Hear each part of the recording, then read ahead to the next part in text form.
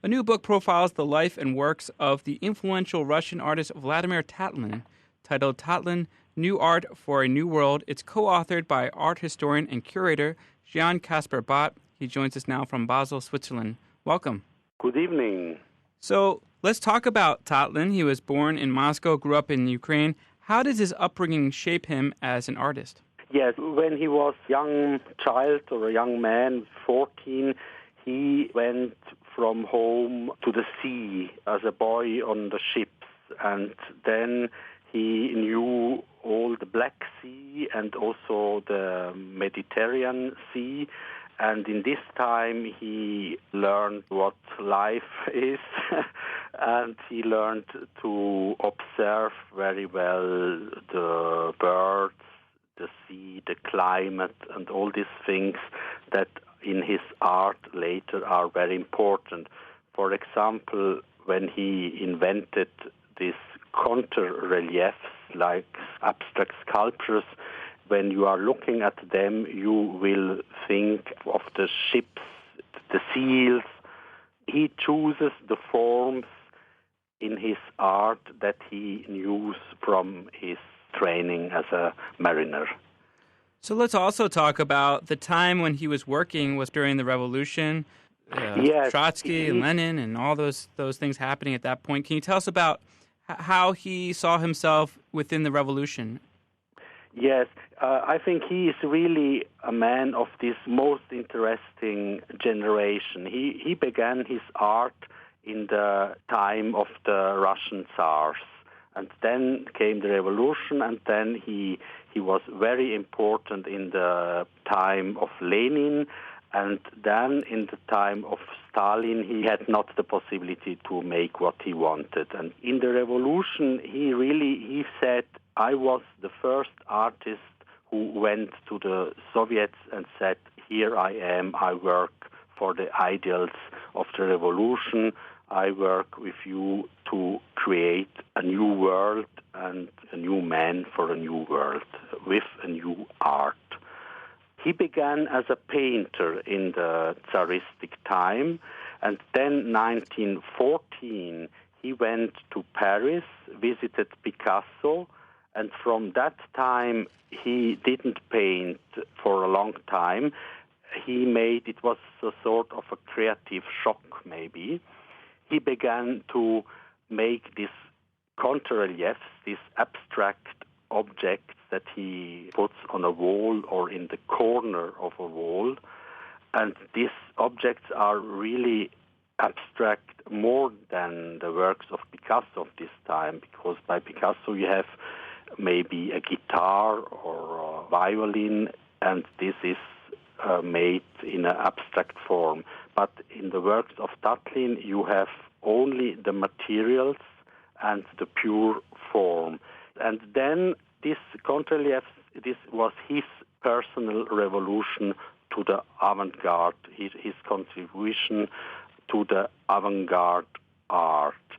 And he made them until 1917. And 1917 was the year of the big political revolutions. There was the February and then the October Revolution.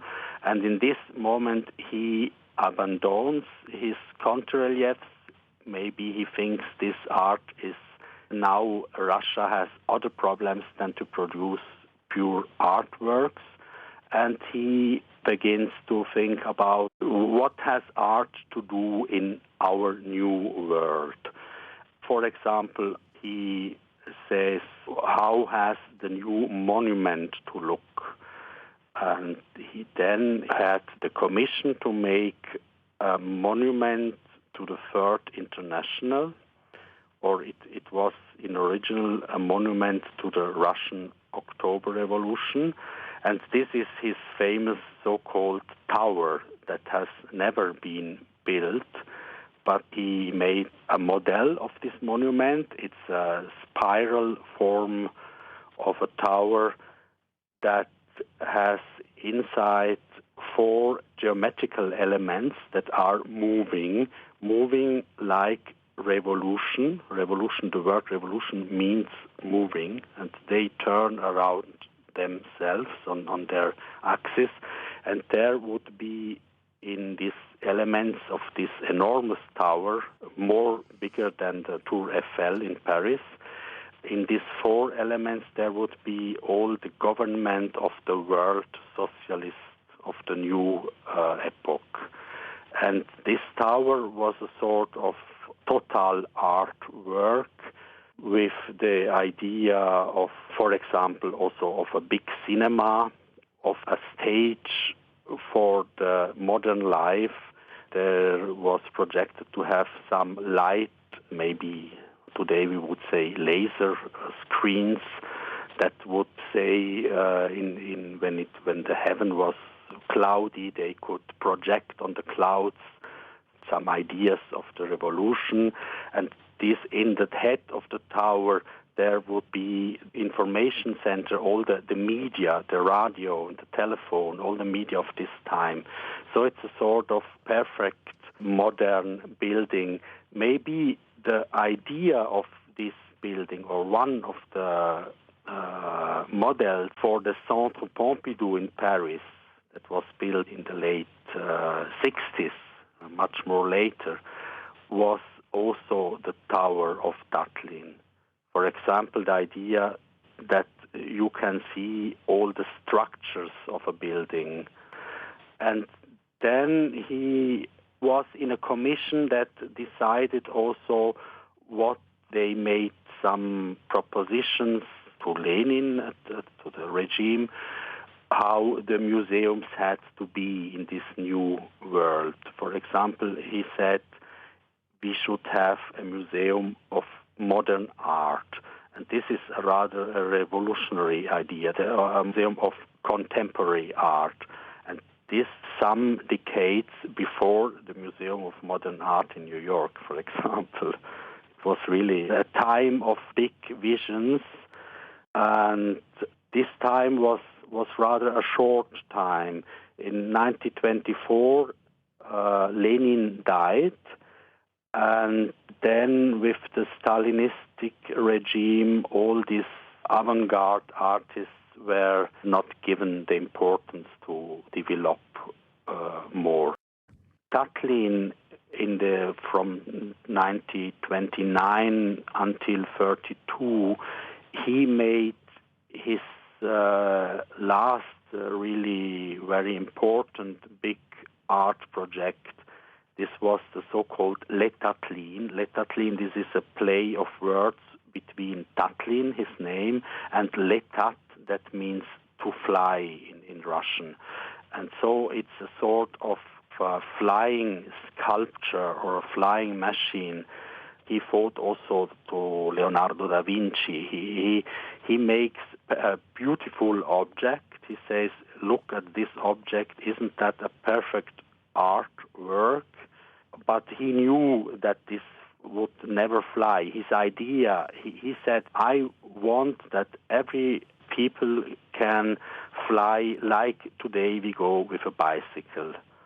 And modern fly technique that was developed at that time in Russia, he said, when we go in an aeroplane, we have not the sentiment of flying. I want to give the man back the sentiment of flying.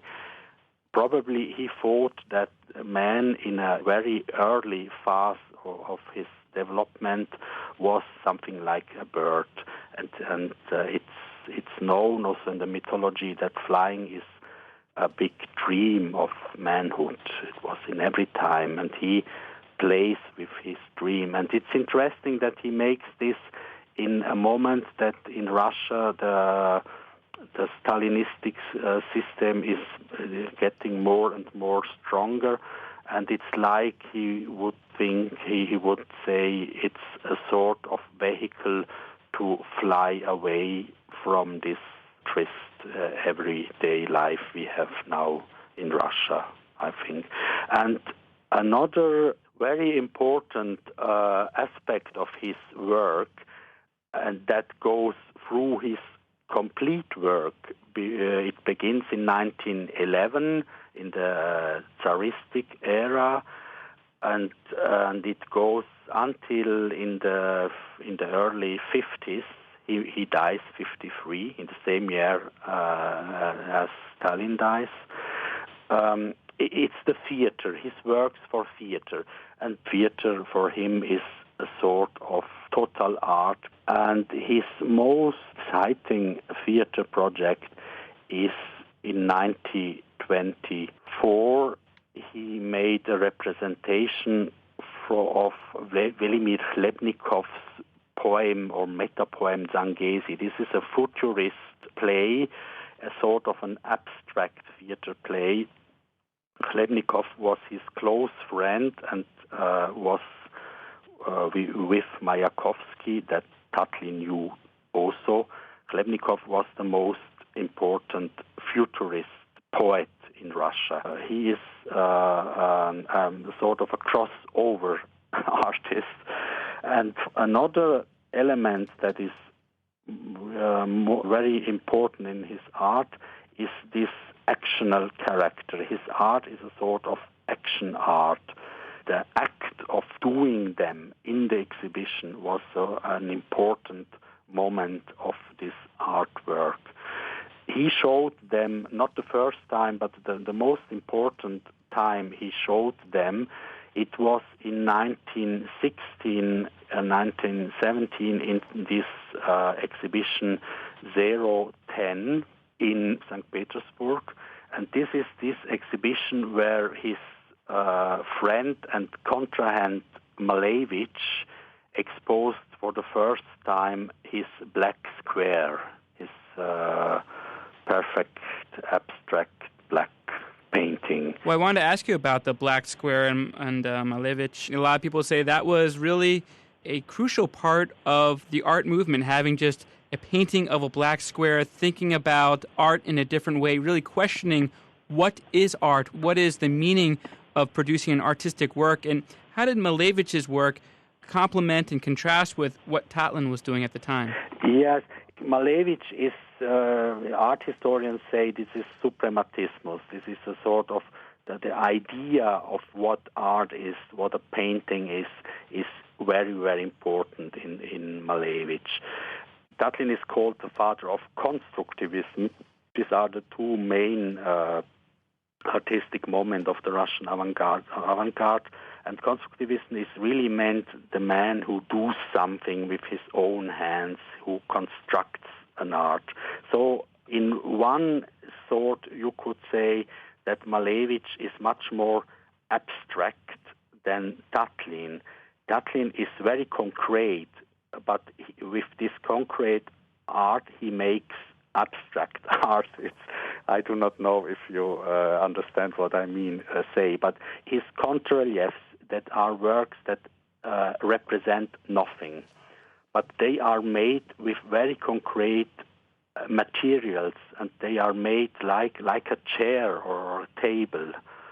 And he talked about this idea of truth to materials. Can you explain what that concept means, truth to materials? He is probably really the first artist who says that an artistic thing shows nothing else than the material. And I have the impression that he is sort of the inventor of our sensibility, the sensibility of our time now. For example, in architecture, we have this very minimalistic architecture with glass, iron, wood, and we say, oh, how wonderful this wood is in this very simple form, how wonderful this, and so on. This is an idea of Tatlin. Well, I want to ask you about Tatlin's enduring legacy, specifically as it relates to monument to the Third International, his tower, his famous tower that he conceived of, but it was never built, kind of the Russian version to the Eiffel Tower you were mentioning. How has the drawings for that tower, the model for that tower, how has it influenced other artists, other architects, people like Frank Gehry? Even, you can think about the tower that was at the London Olympics, maybe has some resonance with what was going on with Tatlin's tower. Can you tell us about that enduring legacy? this legacy it's a very rich legacy, but it's not a legacy that goes in a strict sense to the Tower of Tatlin. The Tower of Tatlin was rather famous in the 20s, but not as in reality, but with some photographs.